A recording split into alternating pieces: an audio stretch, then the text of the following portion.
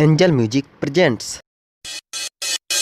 लाखों क्रिया कसम हम खैली तब हमर ना भैली।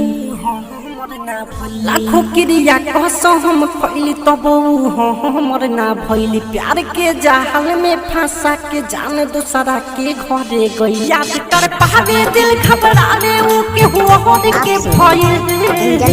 सोची सब कहल बतिया है सोइल न सारी रतिया है। पतर की जान ले गई सोर की जान ले गई। जान मोर जान ले गई हमर पारान ले गई।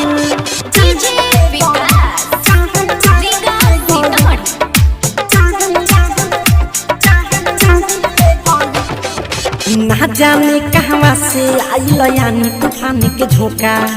ऐसन का भइल कि हमके दे गइल वो धोखा।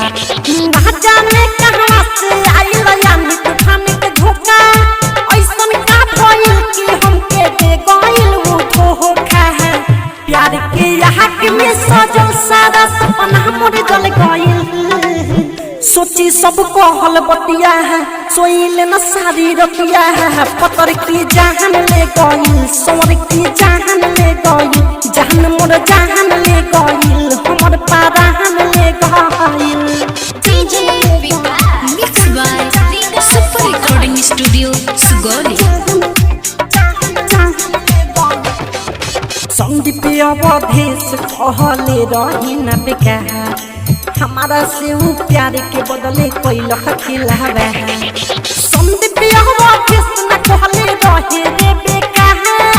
हमारा से ऊ प्यार के बदले कोई लख खिलावे। बलवंत बलिस्टर के छोड़ के जाने कहाँ गइल।